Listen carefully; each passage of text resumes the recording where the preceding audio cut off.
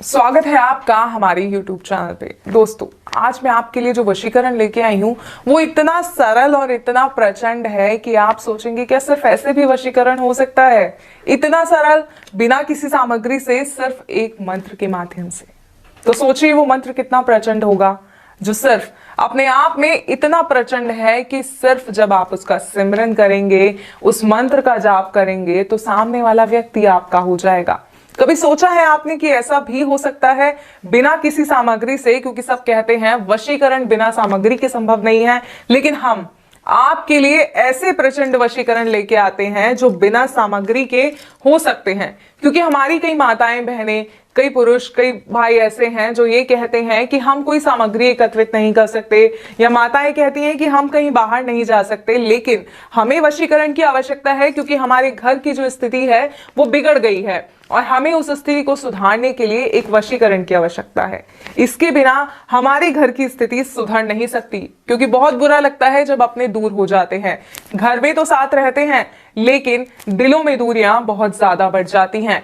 जी हाँ, अगर इन्हीं दूरियों को आप कम करना चाहते हैं, या आप एक ऐसे व्यक्ति हैं जो अपनी प्रेमिका से बहुत प्यार करते हैं, लेकिन आपकी प्रेमिका किसी और की तरफ आकर्षित हो रही हैं और आप नहीं चाहते कि वो किसी और से बात भी करे, वो ताउम्र आपकी होकर रहे, या प्रेमिका ऐसा नहीं चाहती अपने प्रेमी के लिए, तो ये वशीकरण जो है इन सभी के लिए प्रचंड वशीकरण है। इस विधि को ध्यान पूर्वक सुनिएगा, सही प्रकार से कीजिएगा। और एक और मेरी खास बात कि किसी भी गलत मंशा से वशीकरण का प्रयोग नहीं कीजिएगा। इसलिए वशीकरण विधि को करने से पहले कई बार सोच समझकर इस विधि को अपनाइएगा, मैं आपसे बार बार ये कहूंगी। और वशीकरण का एक सबसे पहला नियम है कि जब आप वशीकरण कर रहे हो तो कोई आपको देखे ना। जी हाँ, कोई व्यक्ति आपके आसपास ना हो, आप अकेले हो, एक ऐसे स्थान पर हो जहां आप अकेले हो, एकाग्रचित हो, तभी आप जो है इस विधि को कर पाएंगे, इस विधि का असर पूर्ण रूप से हो पाएगा। तो आइए समय ना बर्बाद करते हुए मैं आपको बताती हूं कि सिर्फ एक मंत्र के माध्यम से कैसे आप किसी को अपने वश में कर सकते हैं।